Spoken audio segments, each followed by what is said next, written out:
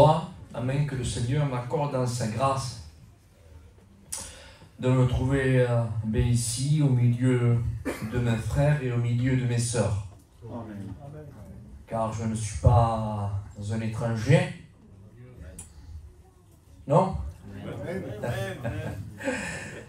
C'est l'apôtre Paul qui dit, vous n'êtes plus des étrangers, ni des gens de dehors, mais vous êtes des concitoyens et des saints membres de la famille de Dieu. Amen.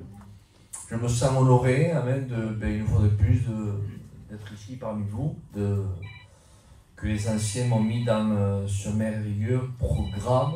Hein. Mais comme je dis souvent, hein, je sais qu'il y a quelqu'un qui est derrière tout ça et qui tire les ficelles. Amen. Amen. Et qui s'appelle Dieu. Amen. Il dit qu'il a préparé des œuvres d'avance afin que nous les pratiquions. Ça fait que c'est lui qui fait.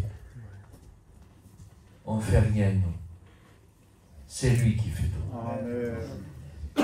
Il dit que tout ce qui a été fait par elle. Rien de ce qui a été fait n'a été fait sans elle. Et que personne ose dire c'est pour moi ou c'est à moi. Car le texte continue, il dit car tout ce qui a été fait pour elle. C'est pour elle. Amen. Amen. Amen. Parce qu'en elle, amen, il y a la vie. Amen. Que Dieu soit béni. Amen. À Dieu soit la gloire. Amen. Voilà, que Dieu soit béni. Je me sens vraiment très très honoré de prêcher au milieu de vous ce soir. Je parle avec mon cœur, c'est sincère. Je retrouve des visages qui me sont familiers, qui m'ont vu, pas au berceau, mais je vais dire presque. Et dans le plan charnel et dans le plan spirituel, des berceaux des deux côtés. Et bien ce soir, j'ai cette occasion même de prêcher. Amen à ces gens qui sont là au milieu de nous. Que Dieu nous bénisse ce soir. Je sais que Dieu va nous bénir. Amen. Amen. Hein? Je ne joue pas au prophète ce soir.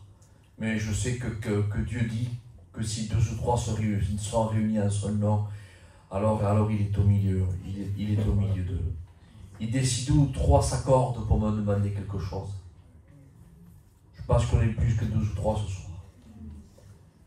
Et je crois qu'on va s'accorder pour demander la même chose. On ne va pas demander que Dieu fasse trembler ce lieu. Sincèrement, c'est pas ma prière. Je vous dévoile ma prière ce soir. Amen. Isaac, t'aimerais pas que ce lieu tremble, non? Surtout pas. Parce que du premier étage, je pense que ça ferait du dégât. Si les fondements trembleraient, imaginez. Hein, quelles conséquences il y aurait. Mais j'aimerais ce soir mon désir le plus cher. Et Dieu plus que nous. Hein. Mais ça ne serait-ce qu'une seule âme. Amen. Alléluia. Amen. Gloire à Dieu. Une. Alléluia. Et s'il y en a 2, s'il y en a 2, ce n'est que toujours mieux, est-ce que vous comprenez? Et s'il y en a 3, 4, alors ne me dites pas ce que je n'ai pas dit, mais tu serais content, Isaac, d'avoir fait presque un peu plus de 1000 km aller-retour pour une âme. Je vous remets devant Dieu. Amen. Et là, le week-end prochain, je reviendrai, le week-end après, je reviendrai. Parce que notre but de nous, serviteurs de Dieu, amen, ce n'est pas de remplir des locaux. C'est pas comme chantait Aznavour, c'est pas que nos noms figurent en haut des affiches. Aujourd'hui, ça a toujours été le but. Jésus a dit, allez par tout le monde. Et qu'est-ce qu'on doit faire? Prêcher bien pour que les gens nous applaudissent. Décortiquer l'hébreu, le grec, parce qu'aujourd'hui, maintenant, c'est un petit peu la mode. Il semblerait qu'aujourd'hui, un gitan veut choquer un gitan.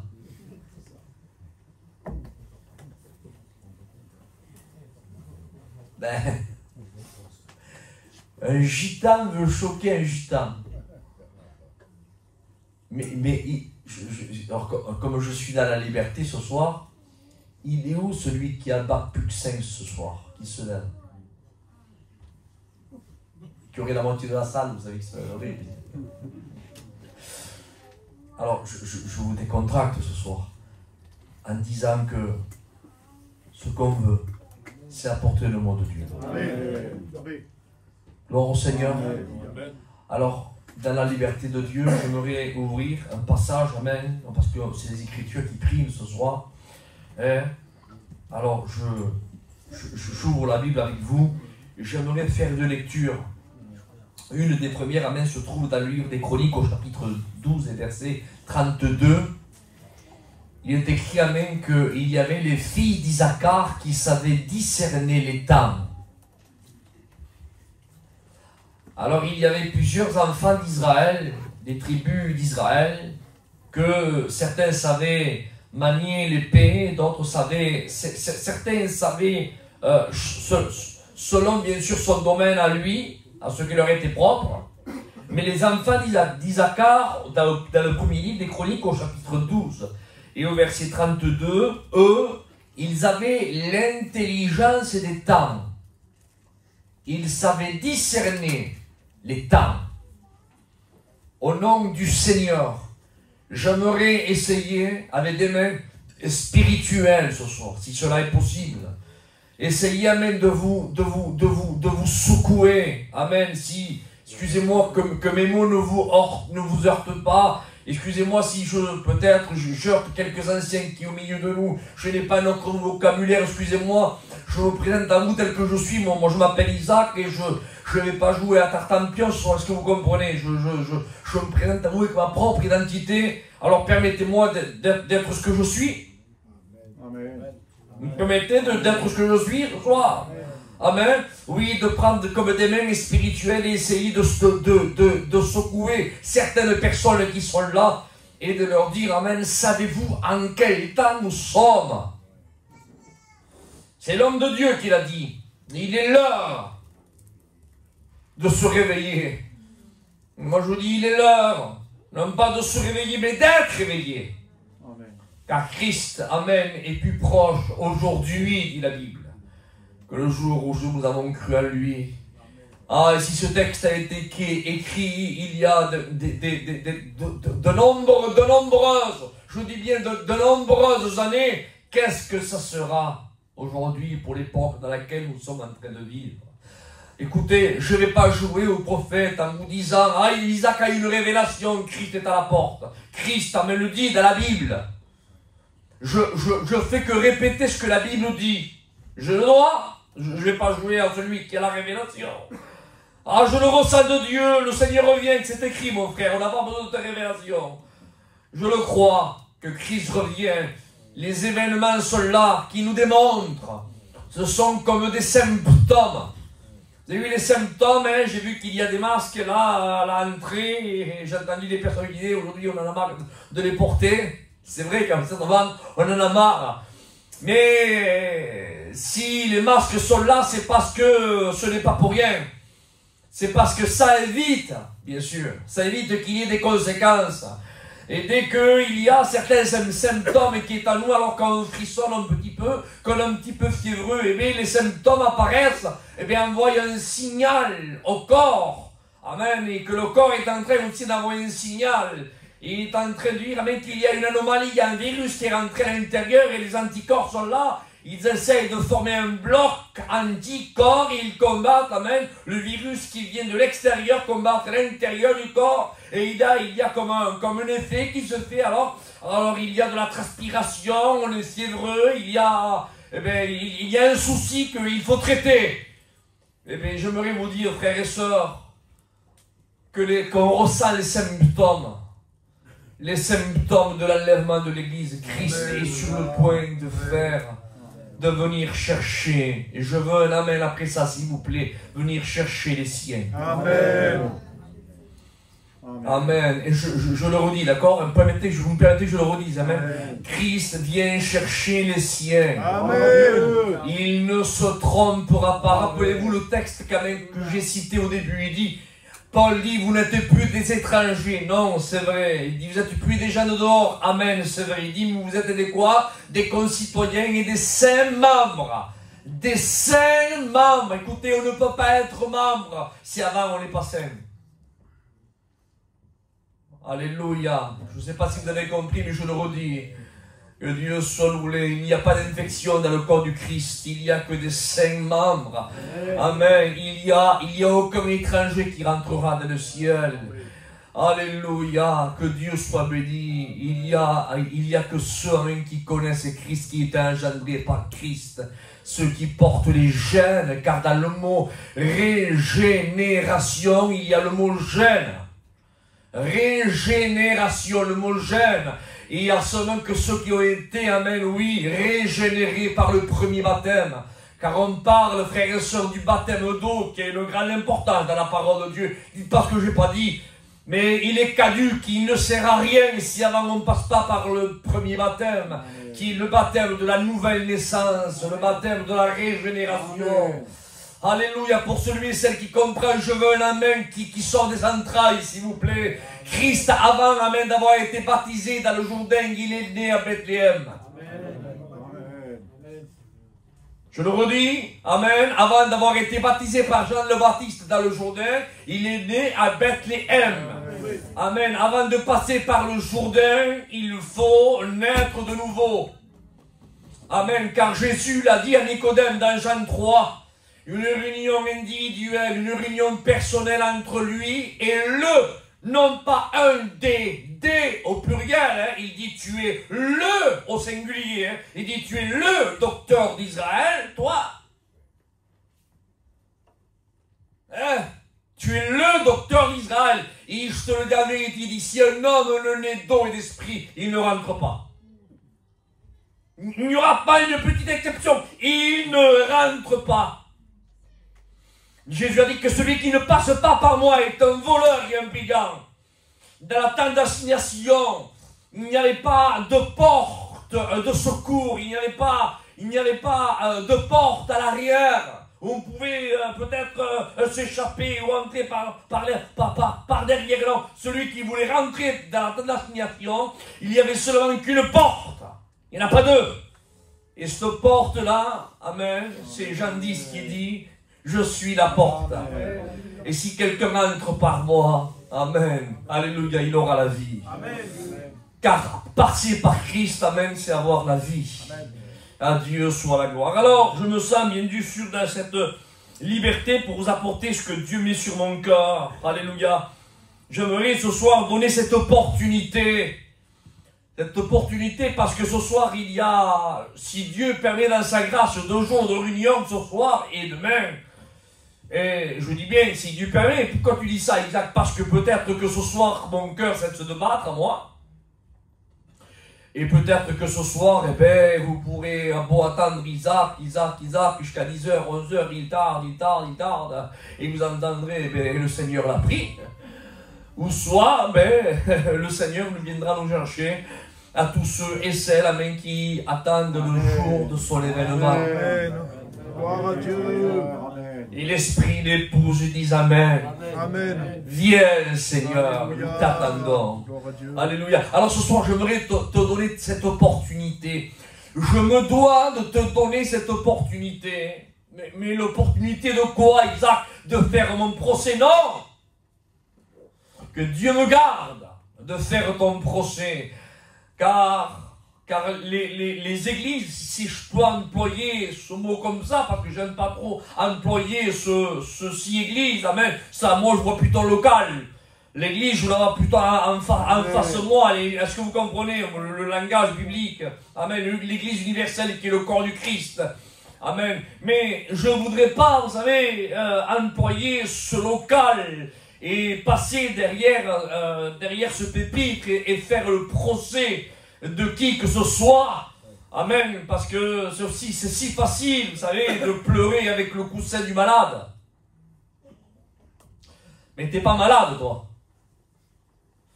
T'es en bonne santé, tout va bien. Oui, mais moi, j'aurais pas fait. Moi, j'aurais pas. Oui, toi, je sais pas, t'es pas passé. Mais l'autre, par contre, là-bas qui est au fond, lui, il pleure. Écoutez, on va lire la parole de Dieu, d'accord? Et après cela, on va se laisser conduire en même temps par l'Esprit de Dieu. Écoutez ce que dit l'Évangile. Allez, on lit ce passage, j'en avais plusieurs, j'avais une sélection à faire, mais j'en prends un. Sinon, je ne voulais pas vous éviter trop de lecture.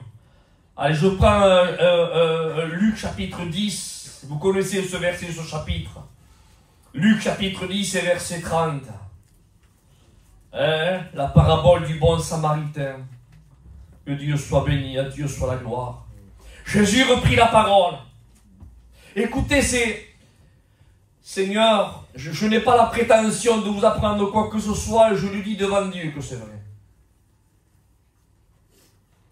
Mais j'aimerais tant que Dieu m'interpelle ce soir. Par un mot. Il dit, Jésus reprit la parole. Donc c'est le maître qui parle là. Ce n'est pas qui l'a dit. Alors, c'est enregistré parce que toutes les réunions sont enregistrées. Tant pis, même qu'il écoute, pas grave. Qui l'a dit? C'est Esaïe, le président de la mission Villumière. Gloire à Dieu, c'est bien, c'est l'homme de Dieu et un ami en plus. C'est bien, gloire à Dieu. Un frère de la foi. Qui l'a dit? Mais un ancien, Flasquito, il est là aussi. Mais que Dieu soit béni, c'est l'homme de Dieu et un ancien. De témoignage, que Dieu soit béni. Entre parenthèses, je dis le mot ancien parce qu'on ne peut pas attribuer le mot ancien à tout le monde. Parce que j'ai une carte bleue que je suis ancien, je dis ça entre parenthèses. Excusez-moi les jeunes qui sont de mon âge, c'est pas parce que j'ai une carte bleue que je suis ancien. C'est les fruits qui démontreront que je suis ancien. Les fruits démontreront l'ancienneté. Excusez-moi, je veux choquer personne ce soir, mais je me laisse conduire vraiment parce qu'il y a dans mon cœur. Mais qui l'a dit? Le Maître, Jésus. Ah? Et qu'est-ce qu'il dit? Il dit, Jésus reprit la parole et dit, un homme descendait de Jérusalem à Jéricho, il tomba au milieu des brigands. Il semblerait, Seigneur, que ça arrive de tomber entre les mains des brigands, parce qu'il semblerait que c'est impossible. Mais, oui et non, c'est impossible si on reste à notre porte. C'est-à-dire que si on reste à Jérusalem, les brigands à Jérusalem ne peuvent pas monter. Car j'ai appris récemment, et je vous dis ce que j'ai appris, hein, vous savez, je me fatigue pas, je ne me lasse pas de répéter sans cesse les paroles que l'Esprit m'anime, amène à dire aux églises. Écoutez, ça embêtait pas Paul, ça embêtait pas Pierre, écoutez, ça n'a pas embêté Jésus de prier 2 fois pour un aveugle.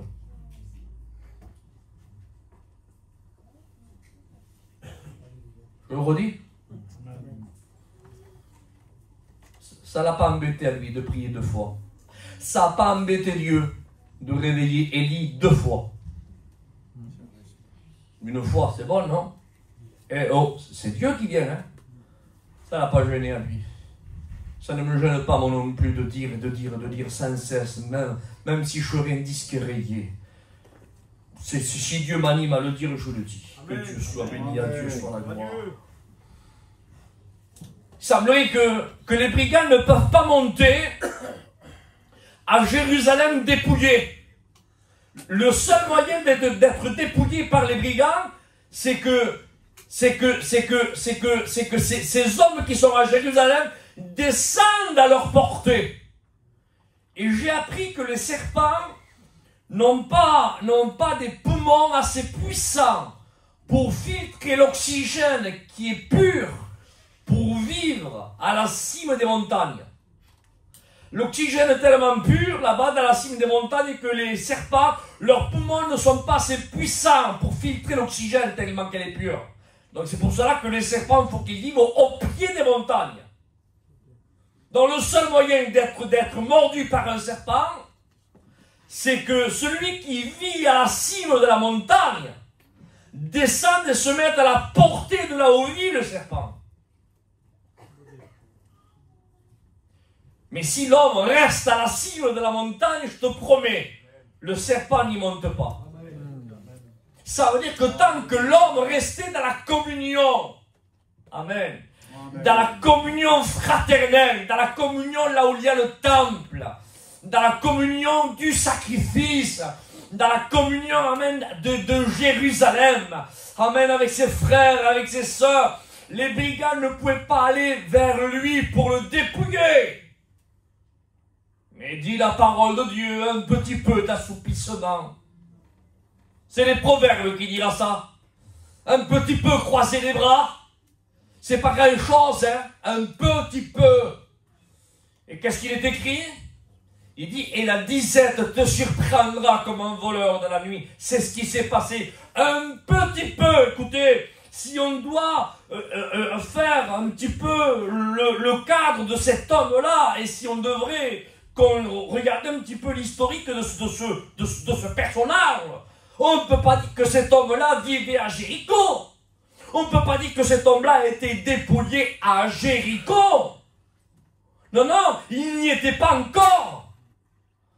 Il a fait seulement que descendre, un homme descendait de Jérusalem à Jéricho. Écoutez, c'est le maître qui le dit, je continue la lecture. Hein. Je vois que vous êtes là, donc je continue. Amen, que Dieu soit. Écoutez, vous savez qu'est-ce qui me bénit dans une réunion, moi? C'est pas quand il y a beaucoup d'amen et beaucoup d'alléluia. Si vous le faites, je vous promets, ça me gênera pas. Mais ce qui m'anime, moi, à continuer à prêcher la parole de Dieu avec ferveur, amen, avec tous mes entrailles et mon cœur, comme forment tous mes collègues, serviteurs de Dieu, c'est quand on voit que l'Église est ici. Amen. Amen. Amen. Amen. Quand on voit que les personnes sont là, même qu'il n'y ait pas d'amen, même qu'il n'y ait pas d'alléluia, mais qu'ils entendent la voix de Dieu. Alléluia. C'est la différence qu'il y avait entre le peuple et Moïse. C'est que le peuple, amen, qui était là au Sinaï, eux, voyaient des tonnerres, entendaient comme des éclairs. Et eux, d'en bas, ils voyaient seulement que des éclairs et des tonnerres. Mais ils n'entendaient pas la voix de Dieu. Tandis que Moïse, lui, il entendait la voix de Dieu. Donc, qu'est-ce que tu es venu faire ce soir? Tu es venu assister à une réunion, entendre quelques tonnerres, quelques chants de cantiques, quelques éclairs, tu as entendu quelques témoignages? Ou alors peut-être tu n'es pas venu voir tout ça, tu es venu faire comme Moïse. Je vais écouter la voix de Dieu ce soir. Alléluia. Et si vous voulez bien, avant de continuer à faire, on va décortiquer ce texte, hein. On va reprier le Seigneur. Amen. Éric, tu le refais? Amen. On le refait. Amen. Écoutons le maître prêcher. Alléluia. Amen. Il dit, un homme descendait de Jérusalem à Jéricho, il tomba au milieu des brigands qui le dépouillèrent et le chargèrent de coups et s'en allèrent le laissant à demi-mort. Verset 31. Un sacrificateur qui fortuitement descendait par le même chemin, l'ayant vu. J'aimerais que vous prêtez attention à ce détail. Vous savez, des fois quand ça ne nous touche pas à nous, on n'aime pas bien dévoiler quand ça nous touche. Et par contre, quand ça ne nous touche pas, ben, ça ne nous fait rien de dévoiler. Il y était, lui. Il a entendu, lui. Il a vu, lui. Mais quand un des nôtres est dans la scène, on n'ose pas trop se mouiller et on n'ose pas trop dévoiler les nôtres. Mais regardez la transparence de la parole.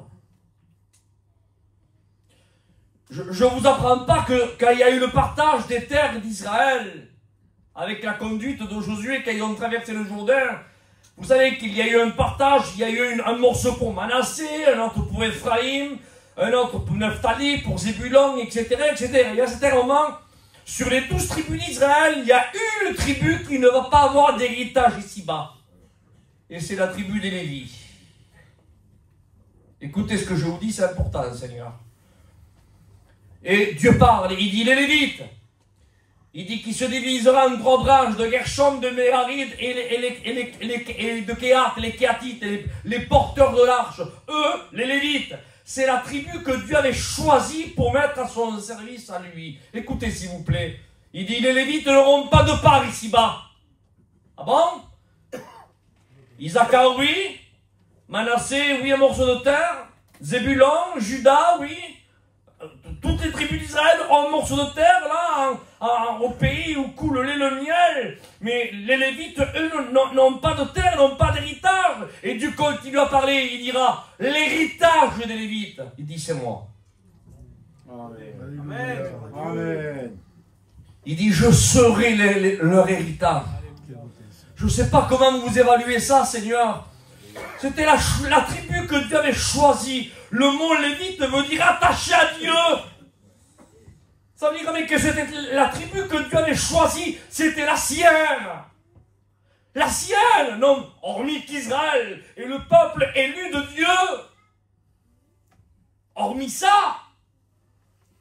Mais la tribu des Lévites, c'est la tribu que Dieu s'était mis à part. C'était une tribu que Dieu s'était réservée pour son service à lui. C'est la mienne. Et je suis son héritage. Imaginez. Refaisons la lecture. Tu parles, hein. Il dit, un sacrificateur fortuitement descendait par le même chemin, l'ayant vu. Enfin, je ne sais pas, Seigneur. J'aurais été, ça aurait été peut-être moi, d'accord, qui aurait écrit, j'aurais été peut-être abstraction, peut-être de dire qu'il a vu. J'aurais marqué peut-être, voilà, un sacrificateur a passé par là, point. Mais la Bible dit que toute écriture est inspirée de Dieu. Il nous aurait dit, frères et sœurs, que le Saint-Esprit a animé, écoutez, a animé Luc. Amen, à écrit. Et Luc, imaginez en train d'être saisi, imaginez, il était comme un stylo entre les mains de l'Esprit Saint, en train d'écrire les détails. Mais là, il est question de la tribu de Dieu. C'est la tribu que Dieu s'est choisie, c'est la sienne. En quelques mots, je l'emploie avec un vocabulaire gitan, ne la poucave pas. Poucave celle qui ne t'appartient pas. Si c'est la tribu peut-être d'Isaacar, de Naphtali, de Zébulon, mais pas celle que tu t'es choisie. Pas celle-là. Et l'esprit, là, prend Luc et il anime. Écris-le, hein. Marque-le. Imaginez Luc. Il a passé par là et il a vu. Ça veut dire, frères et sœurs, que Dieu ne ferme les yeux sur rien. Écoutez, on peut être non-lévite, ou on peut être lévite, on peut être un inconverti, comme on peut être un enfant de Dieu, avec le titre mets le titre que tu veux. Dieu ne ferme les yeux sur rien. Je le redis. Il dit, marque-le, l'ayant vu. Et il continue, Jésus. Il continue, Seigneur. Écoutons-le, s'il vous plaît. Verset 32. Il dit, un lévite il dit, qui arriva aussi dans ce même lieu, l'ayant vu, lui aussi. Il le marque, il le souligne. Hein. Lui aussi, il a vu. Hein. Parce que combien de personnes peuvent jouer avec les mots. Mais tu étais bien dans la conversation, toi. Oui, pardon. Si bien que je me fais un petit peu... J'ai 45 ans, j'ai 62 ans maintenant, et je n'ai plus l'écoute que j'avais il y a 20 ans, et il y a des mots que... Ah bon, il a dit ça. Mais tu étais bien devant, tu avais écouté. Ah mais j'ai pas fait... Mais j'ai pas fait attention. Mais tu n'étais pas dedans quand il a... Mais j'ai pas fait attention.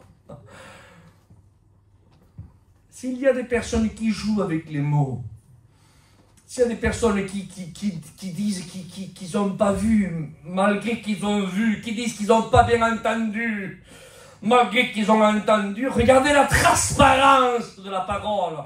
Il dit un sacrificateur qui est l'image d'un serviteur. Hein, il a passé, il a vu. Marque-le. Il a vu, hein.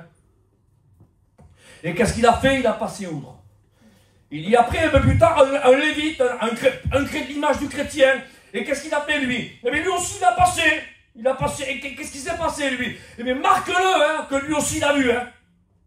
Les deux l'ont vu, hein. Et les deux ont agi pareil. Ont passé outre. Regardez comment Dieu est en train, frères et sœurs, de nous parler ce soir à travers sa parole. Que Dieu soit béni, à Dieu soit la gloire. Alléluia. Verset 33, il dit, mais, il y a ce mais. Il dit, mais un Samaritain qui voyageait était venu, fut ému de compassion lorsqu'il le vit. Vous savez qu'est-ce que veut dire le mot ému de compassion? Dans le texte grec, ça veut dire remuer puissamment dans ses entrailles.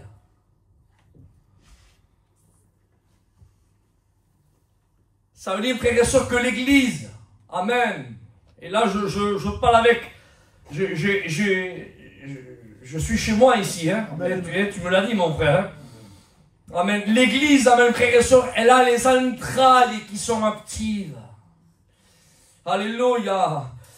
Et si les entrailles ne sont pas actives, alors je devrais dire, amen, qu'il y a un sacré problème. Car dans les cantiques et des cantiques, il est écrit comme ça. Il dit que la main de mon bien-aimé a passé sa main par la fenêtre. La main de mon bien-aimé a passé sa main par la fenêtre. Quelle image du bien-aimé de la parole. Il a passé par la fenêtre de mon cœur. En quelques mots, j'ai entendu sa parole. Ah bon, mais qu'est-ce qui s'est passé sur la mythe, qui est l'image de l'Église? Il dit, qu'est-ce qui s'est passé? Il dit, mes entrailles ont été touchées. Oh, que Dieu soit béni. Rappelez-vous Élisabeth, amen, à la salutation de Marie, qui était porteuse du logos de la parole, à la salutation. Il dit que l'enfant qui était en elle a tressailli. Alléluia, on ne peut pas entendre la véracité de la vérité de la parole et être hydrofugé à ce que l'on entend. On va dire c'est pour un tel, c'est pour un tel. Non, non, non, non, Dieu nous parle ce soir. C'est un message individuel. C'est un message qui me parle à moi, serviteur de Dieu. C'est un message qui te parle à toi, Eric. C'est un message qui te parle à toi, ma soeur. Qui que tu sois, c'est un message que Dieu te parle. Amen. Isaac, moi je croyais que tu allais apporter ceci. Tu m'apportes rien de nouveau là, hein? Mais je ne suis pas venu t'apporter quelque chose de nouveau. Je suis venu te rappeler ce que tu sais. Il est là le problème. C'est parce que le monde dans lequel nous sommes en train de vivre, les fils d'Isaac savaient discerner les temps, en quel temps ils étaient. Alléluia. Et ce temps que nous sommes en train de vivre, amen, nous fait vivre, nous propulse à vivre à son rythme, à lui, et il nous fait oublier qui nous sommes, notre destinée, que nous ne sommes pas dans ce monde, que nous y sommes et nous n'en faisons pas partie, et la mission qu'on doit avoir dans ce monde-là, qui n'est pas seulement comme les Parisiens, métro, boulot, d'auto, mais que l'Église, frères et sœurs, alléluia, elle a le ministère de la réconciliation. Amen. Amen. Qu'on doit travailler main dans la main, travailler au salut des âmes, arracher-les du feu. Que c'est ce qu'on doit faire, que c'est le but, frères et sœurs, ce n'est pas de briller plus les uns que des autres. Mais le but, frères et sœurs, c'est de remplir, non pas, comme je le disais, des locaux, mais c'est de remplir le ciel. Amen. Amen. Alors je continue, amen, et je laisse parler le maître une fois de plus, qui parle mieux que moi. Il dit, amen, il s'approcha. Oui, parce que quand on est ému de compassion, on ne passe pas outre. Quand on a ému, quand les entrailles sont actives, amen, il y a une réaction qui se fait. Ah bon? Et c'est laquelle? C'est celle-ci, sans mot. Ça. Il dit, il s'approcha, banda ses plaies, il versa de l'huile et du vin, puis il le mit sur sa propre monture, qu'il le conduisit à l'hôtellerie et qu'il prit soin de lui.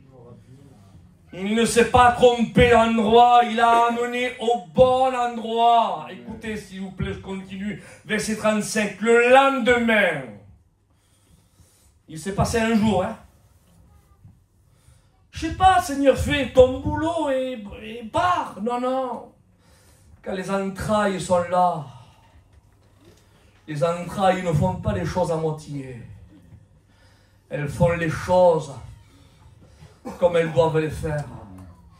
Il dit, le lendemain, il tira 2 deniers, les donna à l'autre. Il dit, hé!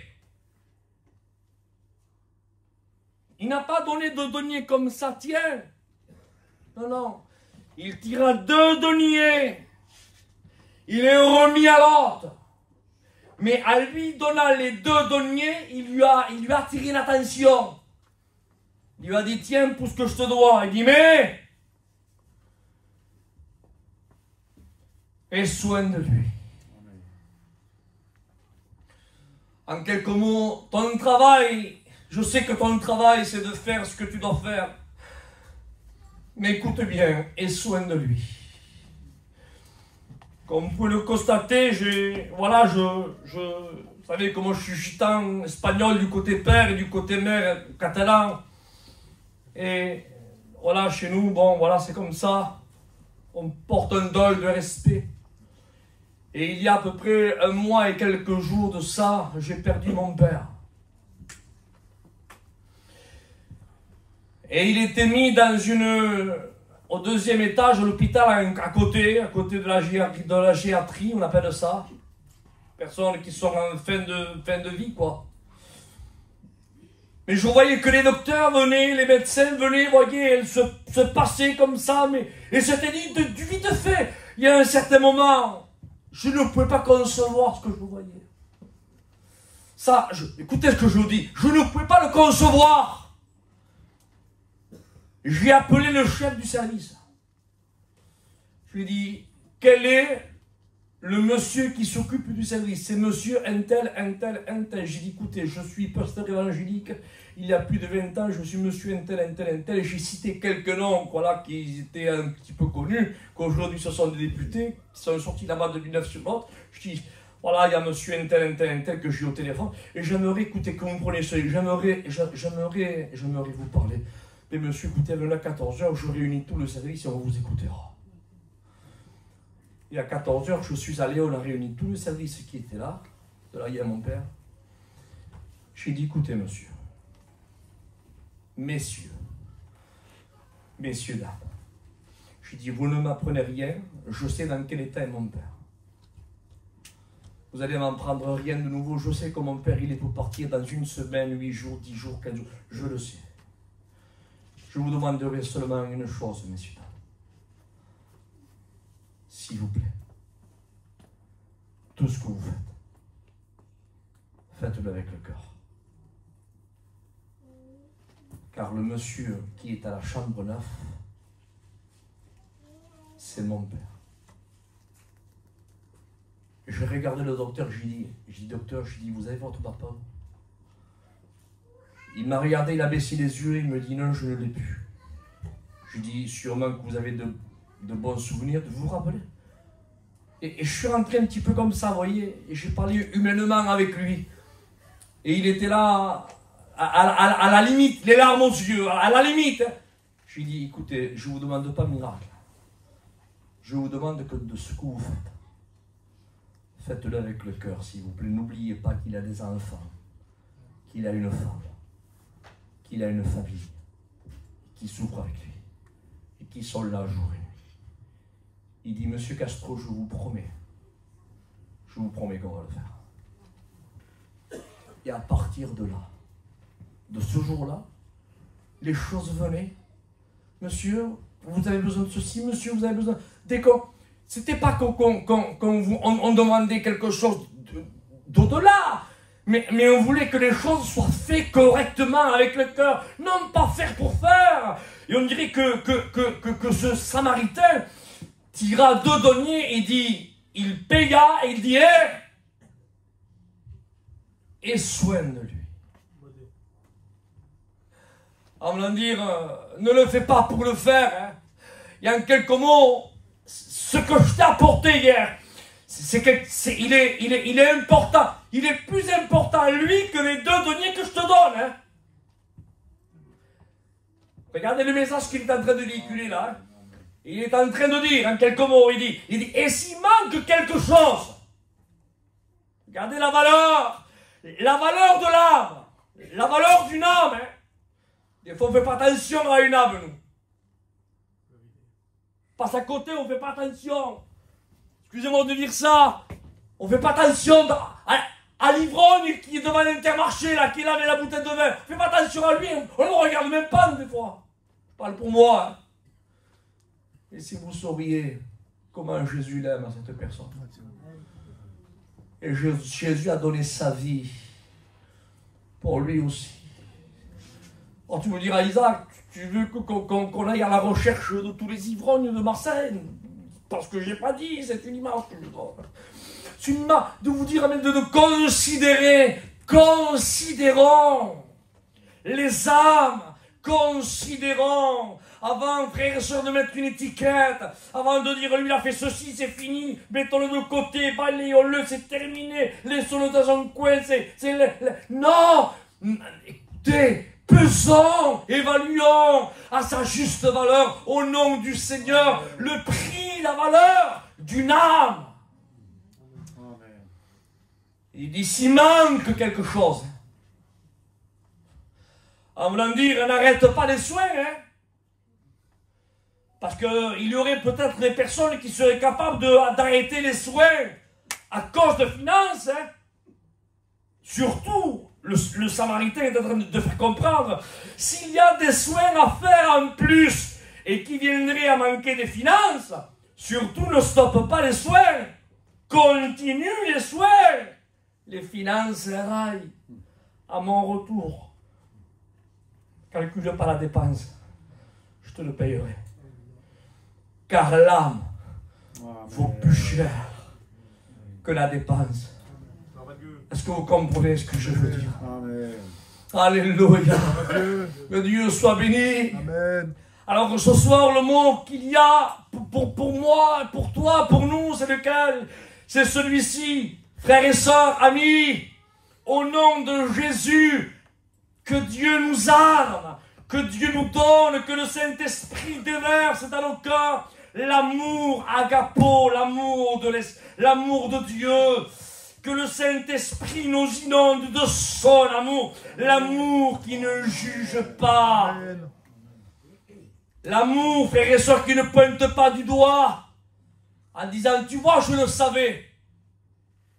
Non, car si on fait un parcours dans la Bible, j'ai noté ça là, j'ai marqué ça comme ça, j'ai marqué, regardez, je vous dis ce que j'ai marqué, quand on voit tous ces grands hommes de Dieu qu'on prêche, qui ont péché, ah bon, mais lesquels, Isaac, et bien ceux qu'on prend comme référence, ah bon, lesquels, cite-les, j'en ai pris quelques-uns, il y en a plus, mais j'en ai pris quelques-uns que vous connaissez, parce qu'il y en a qui sont beaucoup plus familiers, certains que d'autres, et vous allez les entendre.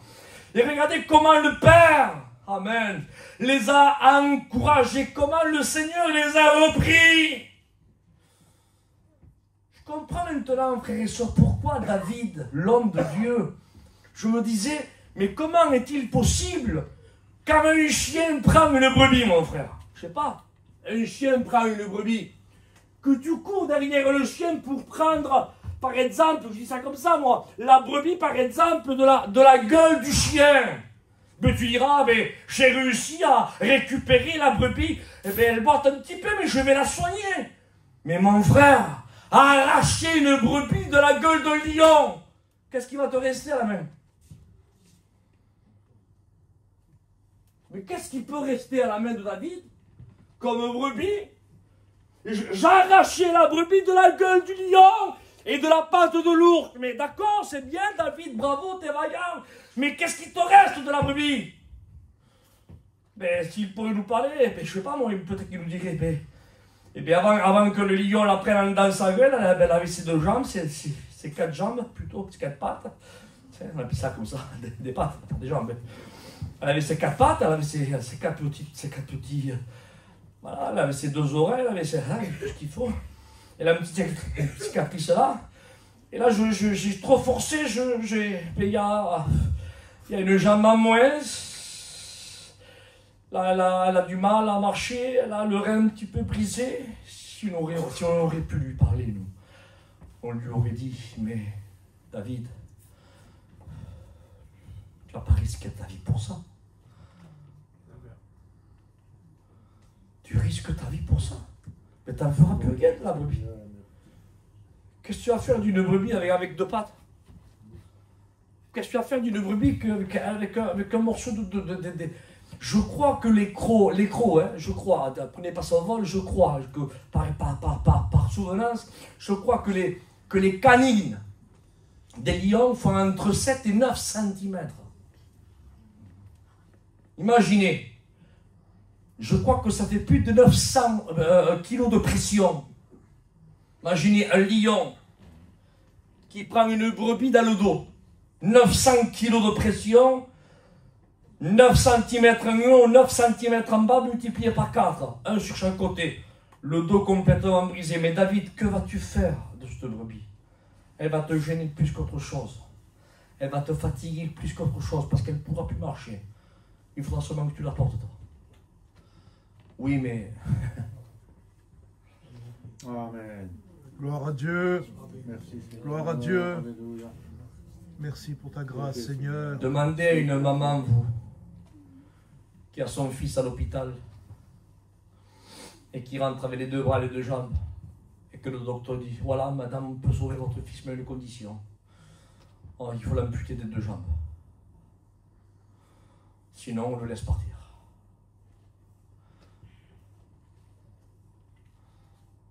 Vous voulez entendre la réponse de la maman?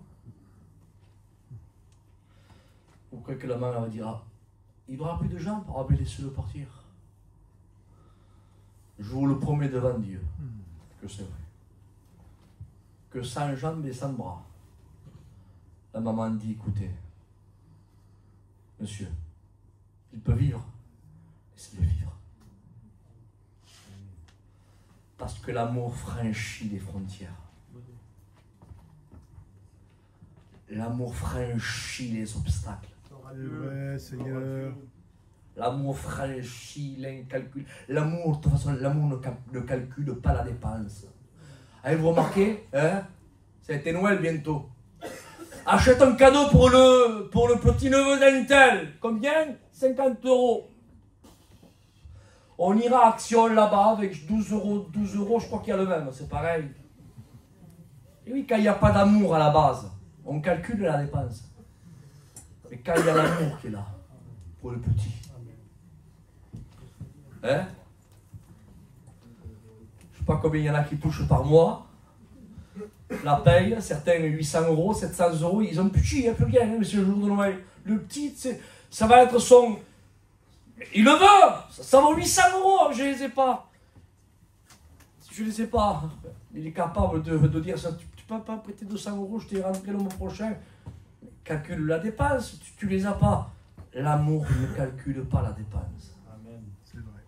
Parce que quand vous aimez, est-ce que vous comprenez ça? Et David aimait tellement, frères et sœurs, qu'il était au point de donner sa vie. Sa vie! Pourquoi faire? Amen. Pourquoi faire, hein? Tu donnes ta vie pour avoir le trône à la place de... Pour avoir la place à la place de Saül? Non, c'est pas ça. Entre parenthèses. Je dis ça entre parenthèses. Dommage que c'est filmé parce qu'il y a des choses que... Après, des fois, c'est mal formulé. Mais puis je le dis. Il y a des choses, des fois, qui sont des personnes qui se trompent de combat. Ils sont prêts à donner leur vie pour avoir un siège. Pour avoir un titre. Et pour que leur nom figure plus que ceux des autres. David, lui, non. Amen. Il n'avait que faire de ça. Lui, ce qu'il voulait, amen, c'était, amen, que aucune brebis ne manque du troupeau. Et tout. Et je reprends les paroles du maître. Père, je n'ai perdu, amen, aucune. Aucune, amen, de ce que tu m'as confié. Dieu. Frères et sœurs, au nom de Jésus, Amen. amen, prenons l'importance, amen, donnons de l'importance là où il doit y avoir de l'importance. Allez, arrêtons, frères et sœurs, de faire le procès des uns et des autres. Alors j'ai marqué ceci, voulez-vous savoir, les hommes, amen, qui ont failli dans la parole de Dieu, oh, il y en a eu plein, il y a eu Noé. Alors on dit, oui, mais ça c'est l'Ancien Testament. Qu'est-ce qu'il a fait, Noé? Tu te souviens, toi? Hein? Qu'est-ce qu'il a fait, quoi? Il a pillé, hein? Aïe, aïe, aïe, le vin. On ne s'en rend pas compte. Hein? Enfin, certains s'en rendent compte, quand même. Abraham a menti, j'ai marqué là. Jacob lui a triché. Moïse, lui, s'est énervé. David, n'en parlons pas. L'homme selon le cœur de Dieu. Hein? Le roi David, hein? Imaginez ce soir. Qui c'est qui vient faire la mission? Le roi David. Je te promets, il faut louer je sais pas, le vélodrome de... C'est comme ça que ça s'appelle, le vélodrome, non? L'OM, là, ça s'appelle le stade. Le vélodrome, ah ouais, je ne me trompe pas, le vélodrome. Et je crois qu'il serait trop petit. David, et pourtant, un homme qui a commis, écoutez, hein, s'il serait dans notre mission Vie et Lumière, premièrement, il serait plus serviteur de Dieu. Exclu du ministère. Pas possible. Premièrement, hein, par rapport aux critères, hein, je ne dis pas que c'est mal. Bien au contraire, heureusement que nous avons ces hommes de Dieu qui encadrent tous ces débordements. Je bénis Dieu parce qu'il faut que la mission évolue dans le bon sens. Amen. Et elle le fait. Amen. Amen. Ça enregistrait ça? Gloire à Dieu. Ouais.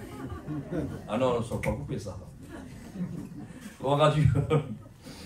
Samson, lui, a joué avec le péché. Jonas, il s'est mis en colère contre Dieu parce qu'il savait que Dieu, écoutez, il savait que Dieu allait pardonner les Nénivites.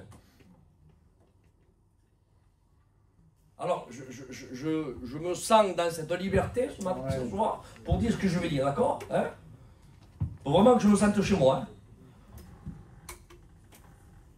Y aurait-il des personnes que ça leur fait mal au ventre de savoir qu'il y ait d'autres personnes qui ont été pardonnées par Dieu? Pas possible, Seigneur. Ça leur fait pas plaisir. Donc ça leur fait, je sais pas, ils sont pas contents. Ils sont semblables un petit peu aux fils aînés. Mais moi, je voudrais jouer avec lui, moi non, mais Seigneur, des fois je me calcule, je dis, mais ils sont animés de quel esprit ces sortes d'individus? Parce que la Bible dit que l'amour se réjouit de la vérité. Amen. Mais non pas de n'importe quelle vérité. De la vérité, la véritable vérité. Parce que celui-là, tous ces hommes-là que Dieu a pardonnés, c'est des hommes qui ont rentré dans le processus de la véritable vérité de la repentance. Non pas de la fausse repentance, mais de la repentance qui produit un fruit, qu'elle pleure, qu'elle se repent, et qu'elle dit, sois pesé envers moi, Seigneur, et qui se régène pas contre Dieu, qui reconnaît sa faute. Que vous comprenez ça? L'amour se réjouit de cette vérité. Je continue. Regardez le Dieu que nous avons menacé. Et pourtant, hein, Dieu avait prévenu Ézéchias. T'es pas prévenu encore, mon frère. Regardez le Dieu que nous avons. Hein. Je te préviens pas. Ben, tu aurais pu me le dire, Seigneur. Mais là, je te préviens. Ézéchias, je prends ta vie ce soir. Va et dire, Ésaïe. Ésaïe va. Voilà, Dieu m'a dit qu'il prépare tout. Voilà, ta vie va être ôtée là, maintenant, là. Bientôt. Et Ézéchias, il ne comprend pas. Il ne comprend pas le langage de Dieu. Lui, il juge sa fidélité, son honnêteté, sa pureté qu'il a eu envers Dieu. Il va vers le mur, il dit, Seigneur, souviens-toi, Seigneur, que j'ai marché humblement, que j'ai été fidèle, comme Dieu aurait l'Alzheimer. Comme Dieu ne se souviendrait pas, quoi. Il lui rappelle, il se dit, souviens-toi. Vous savez qu'il y aurait des choses à ne pas dire, hein. Comme certains cantiques, quand on chante. Quand on dit, je ne partirai pas de ce lieu sans quoi? Avant avoir été béni par là. Et moi, je connais personne qui parte avant. Hein. Faisons attention des fois à ce qu'on dit, frère et sœurs. On n'est pas n'importe où.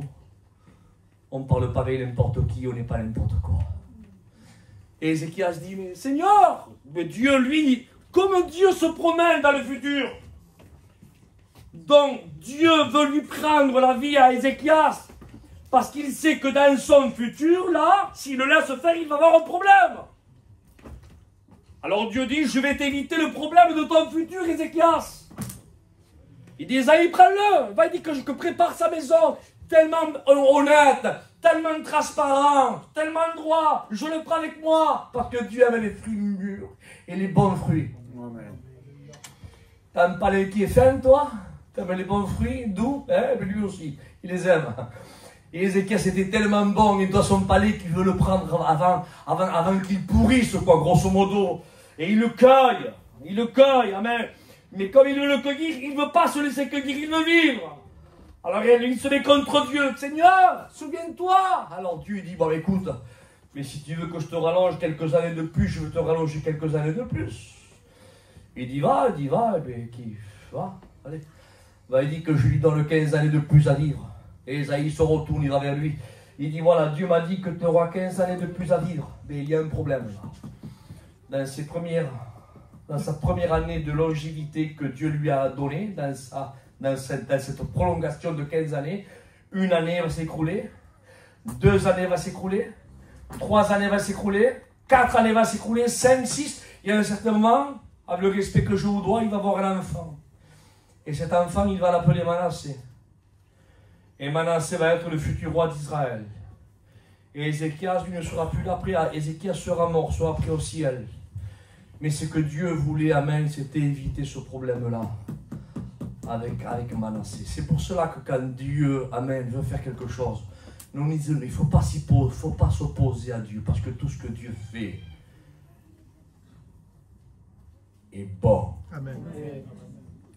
On redit, tout ce que Dieu fait est bon. Amen. Nous n'avons pas un Dieu qui est méchant. Alors comme il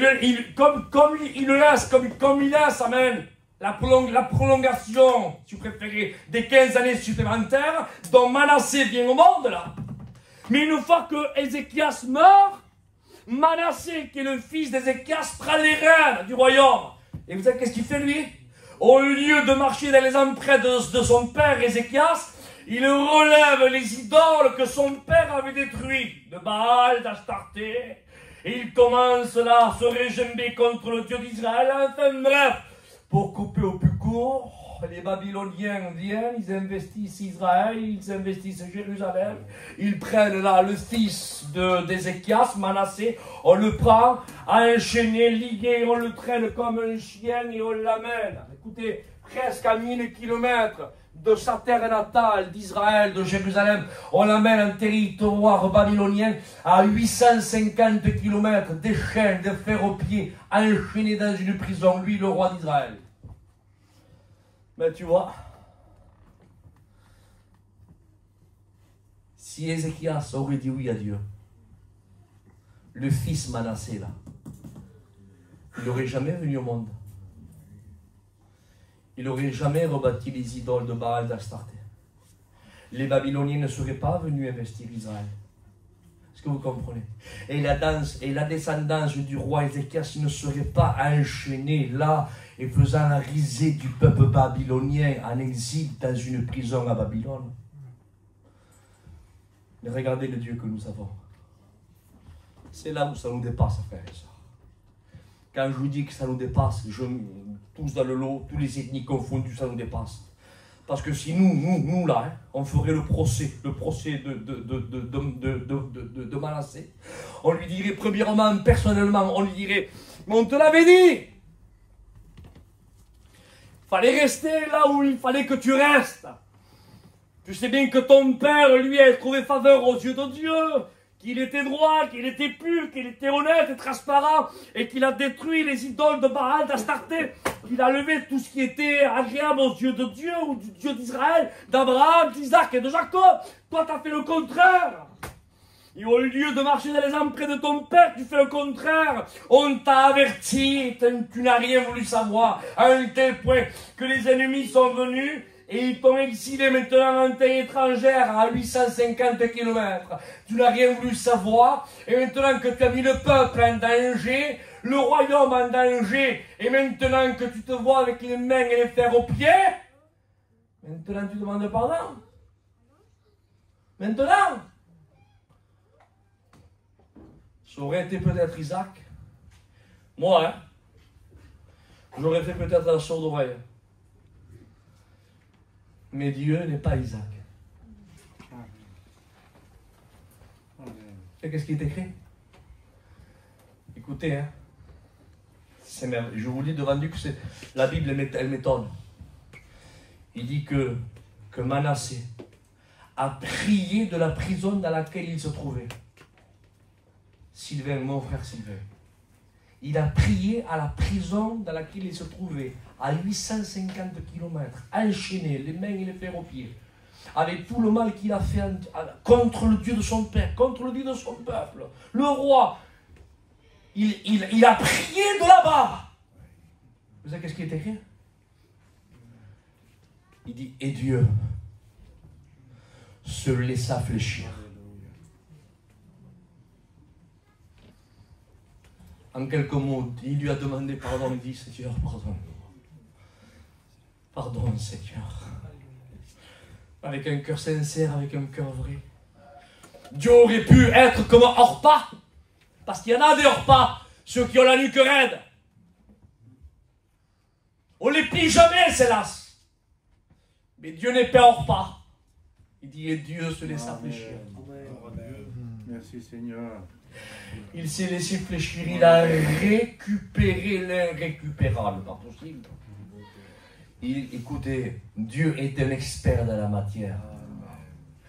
Il récupère l'irrécupérable. Écoute, je veux un amen après ça, s'il vous plaît. Il récolte là où personne n'a semé. Amen.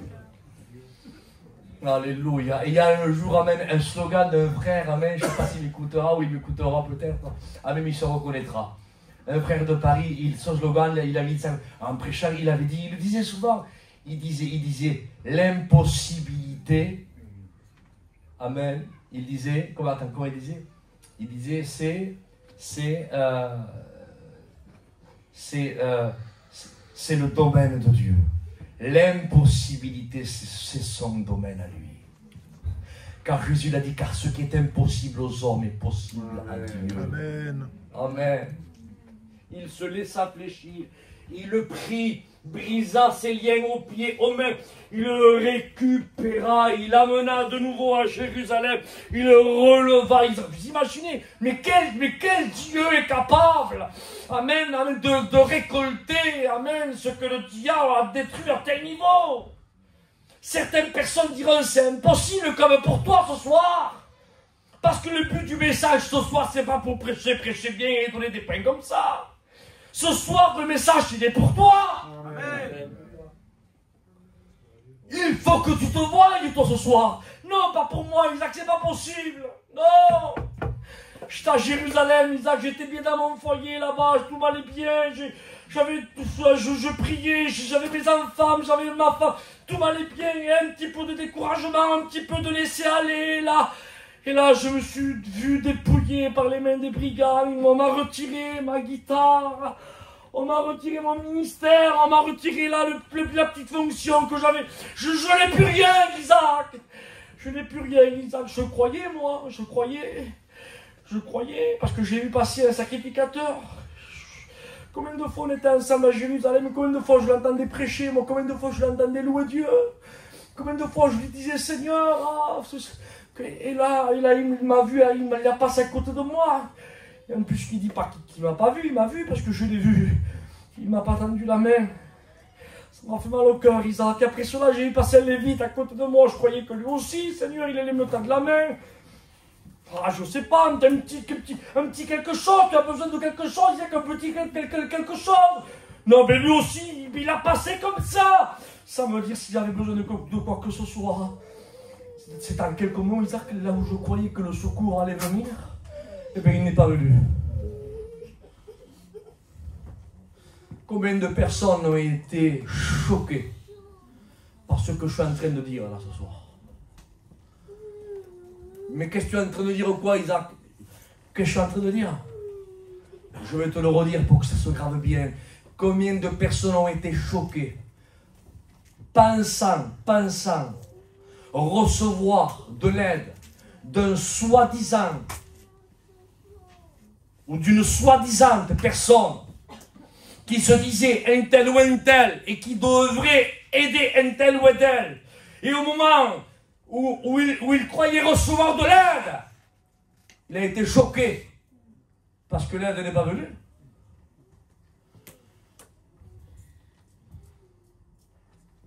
Et par contre, il a été choqué dans l'autre sens. Parce qu'un Samaritain est passé.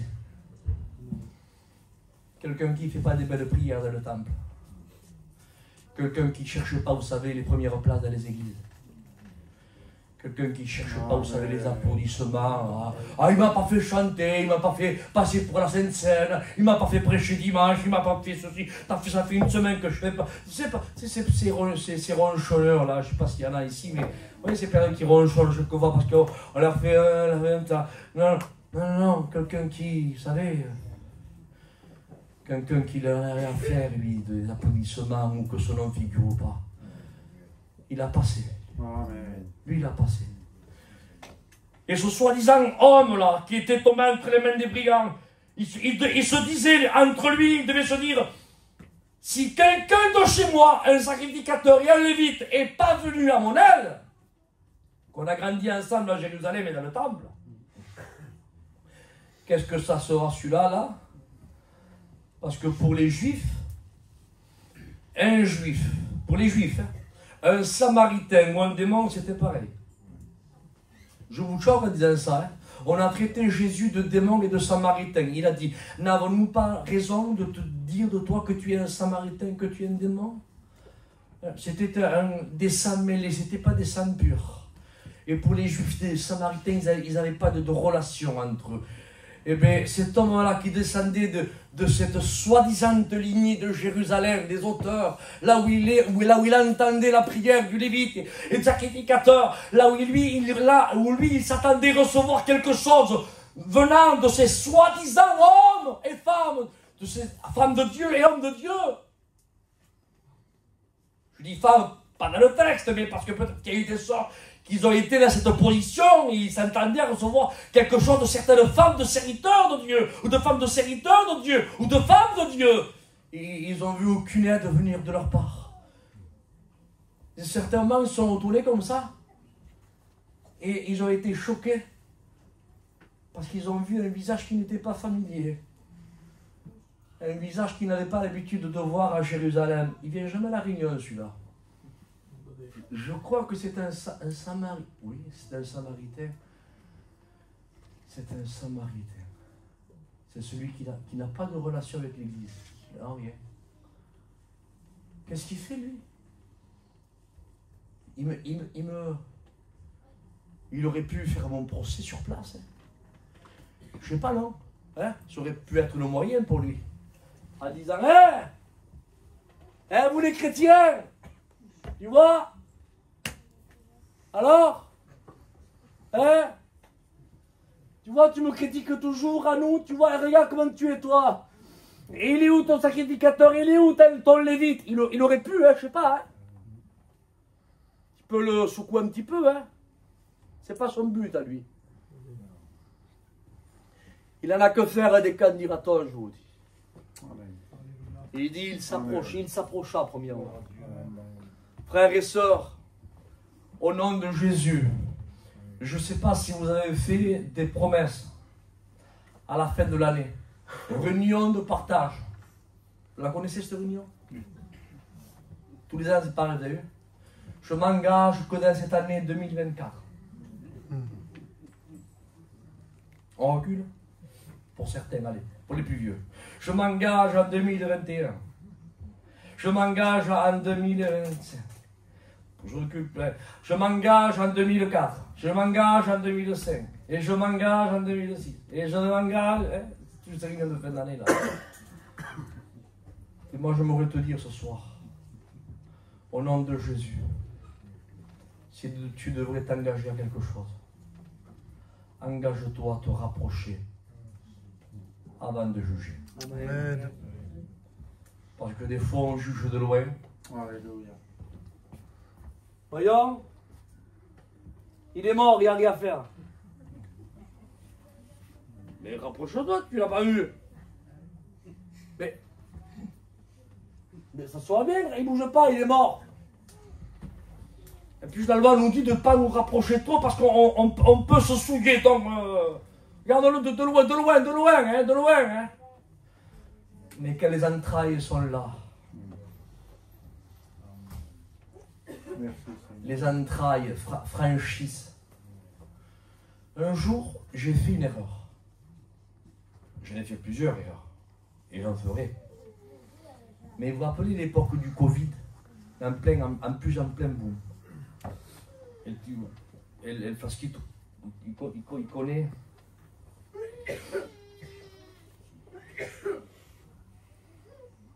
J'ai un cousin, moi, qui s'appelle Ritou, qui est de Saint-Gaudens, c'est un serviteur de Dieu. Et il a son frère qui est parti du Covid. Et il était dans une position très très contagieuse. C'était une époque où ça faisait un ravage. En pleine période. Mais on a eu tellement une affinité ensemble que je vous le jure devant Dieu que c'est vrai. Aujourd'hui, je reconnais que j'ai fait une erreur. Mais l'amour que j'avais pour lui. Les docteurs me disaient, monsieur, vous approchez pas, vous êtes contagieux. Très contagieux. Hein. J'avais tellement d'amour pour lui que ça m'a aveuglé. J'ai pas pensé au Covid, j'ai pas pensé à me laver les mains, à rien. Je me suis mis à côté de lui comme ça, je le regardais, Seigneur, j'étais là à quelques centimètres. Et c'est après, peut-être une heure après que j'ai dit, je me suis mis à côté ici là-bas. Mais au début, j'ai été complètement aveuglé. Écoutez, l'amour franchit les frontières. L'amour aveugle. Est-ce que vous comprenez ce que je veux dire? Je me souviens un jour, et je terminerai avec ça, un père a sauté, écoutez, a sorti les portails d'un zoo, car son enfant a été passé sous le grillage et était rentré dans la cage au lion. Quelqu'un d'intelligent, qu'est-ce qu'il fait? Il appelle un gardien. Faites vite, j'ai mon fils qui est rentré dans la cage au lion. On ne peut rien faire contre le lion. Mais l'amour qu'il avait pour son fils lui a fait franchir la barrière. Il a sauté la barrière, écoutez. Il est rentré dans la cage au lion. Amen. Heureusement que les lions n'ont rien fait. Il a pris son fils qui voulait jouer avec les lions parce qu'il croyait que c'était comme une peluche, le petit là. Il a pris son fils et il est sorti de la cage. Imaginez. Regardez qu'est-ce que c'est l'amour. Comment l'amour franchit les frontières. Eh bien, au nom de Jésus, arrêtons de voir le problème de loin. Approchons-nous de près. Amen. Il s'est approché de lui. Et quand il s'est approché, il a vu qu'il n'était pas mort. Il respire encore. Et vous savez qu'est-ce qu'il lui a fait? Il lui a fait les premiers soins sur place. Parce que l'amour, le véritable amour, ne guérit pas n'importe comment. Ne qu'autorise pas la conscience. Donne-lui le bonbon de la gratitude là-bas. Il sera content. Appelle-le pour témoigner. Il sera débarrassé. C'est pas ça. L'amour, elle soigne avec vérité, avec acte. Il aurait pu lui dire, Allez, viens, monte là, mais non, non, non. Il regarde. La gravité du problème. La gravité du problème. Il calcule. Il dit, si je le bouge, je vais l'endommager davantage. Et vous savez que si vous faites un accident, on n'a pas le droit de toucher s'il y a un accident. Vous téléphonez au pompier. Voilà, monsieur, je suis là, témoin, je suis témoin oculaire, monsieur, il y a un accident devant moi, juste ici, je viens d'arriver, je suis le premier. Il y a le monsieur qui est là sur le volant, il y a un petit nourrisson, il bouge encore, à mon avis, vous êtes loin à 30 kg si vous voulez, mon véhicule, je peux vous les amener. Surtout, les pompiers, surtout ne les touchez pas, hein. Et pourquoi? Mais non, mais mon véhicule, ne les touchez pas, monsieur. Parce que s'il faut, c'est rien. Et le fait, monsieur, comme vous n'êtes pas dans le métier, le fait de vouloir faire un bien, vous l'endommagez davantage. Laissez faire les professionnels. Et bien, quand on a reçu le véritable amour de Dieu, on ne guérit pas comme on veut. Est-ce que vous comprenez? Je veux que ça se grave, ces mots. Comme certaines personnes. Tu viens pas à la réunion, hein?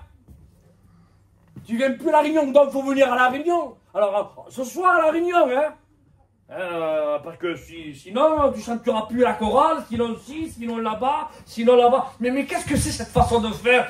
Mais comment, pour quelle raison, pourquoi tu ne prendrais pas mieux ton véhicule, tirer chez eux et voir le problème de près? Et dire qu'est-ce qu'il y a? Quel problème il y a? Au lieu de voir le problème de loin, approchons-nous de près. Amen. Parce qu'il y a des soins, amen, qu'on peut les faire à l'église. Et il y a certaines catégories de soins qu'il faut qu'on aille les faire sur place. Il se baissa. Amen. Il se baissa. Amen. Regardez la vérité de la parole. Hein. Il ne guérit pas comme il veut. Hein. Parce que le gitan guérit vite fait, lui, comme il veut. Non, non, non, non. Quand on guérit selon l'ordre biblique. Amen. Isaac, tu parles d'une façon que tu soldes l'évangile. Parce que la façon que tu prêches, là, ça veut dire que tu fais comme le mois de janvier, là, bientôt, tu fais moins de 5 ans du salut, quoi. Tu vas vers lui, tu fais lever la main, tu dis pardon, ça y est, il chante, il témoigne. Dites pas ce que je n'ai pas dit, hein. Dites pas ce que je n'ai pas dit, hein. Parce que le but principal du problème, c'est de réhabiliter celui qui est tombé entre les mains des brigands, qui a été laissé à demi-mort. Après la fonction qu'il avait à Jérusalem, c'est autre chose, ça. Ne parlons pas de Jérusalem, hein. Parlons de réhabiliter l'homme qui était à demi-mort. Est-ce que vous comprenez? Donc, on va le soigner selon l'ordre biblique. Il est descendu de Jérusalem. Tu n'aurais pas dû descendre de Jérusalem. C'est ta faute. Parce que l'évangile n'excuse pas tout. Elle ne ferme pas les yeux à tout. Non, non, non. Celui qui avoue, qui reconnaît et qui délaisse, obtient miséricorde. Il regarde. En quelques mots, ce n'est pas écrit, mais sûrement, tu n'es pas d'ici, tu es de là-bas. Fallait pas descendre. Est-ce que tu le reconnais? Ah, mais sûrement qu'il n'a pas dit, mais c'est moi qui le dis ça, par rapport à la chronologie biblique. Il lui verse de l'huile. La logique voudrait qu'on verse normalement du vin. On doit désinfecter une plaie normalement. Mais là non, là on met de l'huile. Et Jésus a dit, il est convenable que je parte, comme ça le Père vous l'enverra. Et qui l'enverra qui? Il dit le consolateur. Et qu'est-ce qu'il fera le consolateur? Il convaincra. Voilà le message de l'Esprit. Il convaincra. Ah mais voilà le message. Hein. Il lui mit de l'huile. Il convaincra de péché, de justice et de jugement. Reçois le message de l'Esprit. Repens-toi. Reconnais ton état. Cherche pas un bouc émissaire. Tu es là parce que tu as été un petit peu assoupi, un petit peu croisé les bras. Tu es descendu, personne t'a forcé, reconnais. Il accepte le message de l'huile. Et quand il y a acceptation du message de l'huile, alors après il prend le vin. 1 Jean 1,7. Et le sang de Jésus-Christ, son Fils, purifie de tout péché. Alléluia. Ça, c'est l'ordre biblique. Hein. Ça ne veut pas dire il est tombé, allez, remontons-le à l'église, à la chanter, prêcher, témoigner, à l'école. Non, non, non, non. Non, non, mettons les choses par étapes, frères et sœurs. Est-ce que vous comprenez ça? Il y a des étapes. On ne parle pas de Jérusalem. Regardez, hein, non seulement le bon samaritain qui est l'image de Jésus. Regardez, la première des choses à faire, c'était de réhabiliter l'âme. Les fonctions et tout ça, c'est secondaire, ça. Le principal, c'est que la brebis soit pas morte. C'est ça le principal. Alors on va la soigner à la façon de Dieu. Repentance, purification, bander ses plaies. On le prend parce qu'il ne peut pas marcher tout seul. On le porte encore. Il s'est repenti. Il a accepté le message de l'huile. Le sang l'a purifié de tout péché. C'est bon, allez, non, non, non, non. Car il y a un temps de convalescence. Parce qu'il y a blessure et blessure. Est-ce que vous comprenez ça? Il y a des blessures superficielles. Et il y a des blessures profondes. Où elles ne se guérissent pas en claquant des doigts. Elles ne se guérissent pas seulement avec une main levée. Il faut des mois, des mois, des mois, des mois, des mois, des mois et des mois pour que ça te guérisse, pour que cette plaie interne là, elle se cicatrise petit à petit, petit à petit. Et le Samaritain sait, amen, qu'il a été vraiment endommagé, donc alors il le prend. Il le met sur sa monture, amen, et il commence à l'amener. Amène-le à Jérusalem, il est de là-bas, non. Ne l'amenons pas à la vue de tout le monde. Pourquoi? Je peux? Je peux, hein? Pour quelle raison tu ne l'amènes pas à Jérusalem? Parce que le bon Samaritain savait que l'homme qui était tombé en demi-mort, là, il n'était pas apte à avoir exercé le faucheton de Lévi des sacrificateurs, exercer leur prière dans le temple. Il n'était pas prêt à les voir. Il n'était pas prêt non plus à les entendre. Imagine-le que le Samaritain l'aurait amené. T'es de Jérusalem, allez, je te laisse là-bas. Imaginez-lui tout blessé. Imaginez, hein, blessé. Et il entend comme ça, mais je te vois, je la reconnais, cette voix. C'est laquelle? Mais c'est celui-là qui est passé il y a 3 jours de ça, qu'il m'a laissé à demi-mort. Regarde-le comme il prie. Oh Seigneur, je te loue, je te glorifie. Oh Seigneur, oh, mets-moi une personne devant moi que je puisse l'aider. Seigneur, que ton nom soit loué, que ton nom soit glorifié. Seigneur, nous voulons nous aimer les uns les Seigneurs. Il est là, lui. Qu'est-ce qu'il y a? L'autre, le Lévite est là-bas, lui, qu'est-ce qu'il fait l'autre là-bas aussi? Vous croyez qu'il était apte à voir ça? Dieu savait qu'il n'était pas apte encore à voir ça. Il a mené au bon endroit, à la maison de l'hôtellerie. Amen. Et il dit, prends soin de lui. Amen. Parce qu'il y a opération et opération. Quand on opère, on doit. C'est une chose. Mais quand il y a des opérations à cœur ouvert, monsieur, l'opération s'est passée formidablement. On l'amène pas, mais l'amène pas à la maison. Ah non, non, monsieur, non, non, non. Non, non, non. On l'amène, monsieur, dans une maison de convalescence. Dans une maison qui est spécialisée là-bas, où il faut qu'on prenne le relais. Ça va durer entre peut-être 2, 3, peut-être 4, 5 mois, ça dépend de comment son corps réagira, peut-être 5, 6 mois. Après, il pourra rentrer à la maison, mais pas avant. Il a besoin d'un moment de convalescence. Et bien, l'homme qui est tombé à demi-mort, il avait besoin d'un moment de convalescence. Il fallait qu'il soit pris entre les mains, amen, de l'Esprit Saint. Qu'il prenne soin de lui, qu'il soigne ses plaies, qu'il lui fasse comprendre. Parce qu'il y a des choses qu'on ne comprend pas, frères et sœurs, où seul l'Esprit, amen, qui sonde le cœur de Dieu, amen, nous fait comprendre dans l'intimité. Alléluia.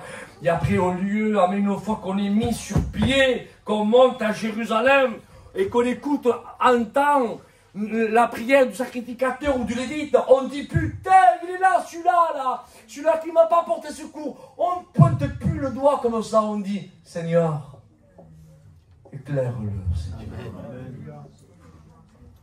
Montre-y, Seigneur, qu'est-ce que c'est un vrai chrétien. Montre-y, Seigneur, qu'est-ce que c'est un véritable oint de Dieu. Car s'il serait, Seigneur, qu'est-ce que c'est? Il ne perdrait pas tout son temps, Seigneur, en train de se faire voir. Seigneur, et de ne pas avoir fait ce qu'il a fait au moment où il aurait dû le faire. Voyez-vous la vision, comment elle change. Alors ce soir, que tu sois qui que tu sois, on arrête tout de suite. Que tu aies fait ce que tu aies fait. Dieu est un expert à la matière pour récupérer Amen. L'impossibilité. Ça y est, je l'ai trouvé. C'est sa spécialité. C'était ça le truc qu'il avait dit. Il dit l'impossibilité, c'est sa spécialité. Un fer est tombé. Tu peux pas, c'est pas de mon bout de bois. Écoute, n'essayons de pas comprendre Dieu. On peut pas le comprendre. Mais je sais quelque chose ce soir. Que le Seigneur veut te récupérer. Le Seigneur a vu tes larmes. Le Seigneur a vu, oui. Tu peux pleurer, ma soeur. On va courber nos fronts ce soir. On va courber nos fronts. Alléluia. C'est pas une lâche de pleurer. C'est vrai, Jésus.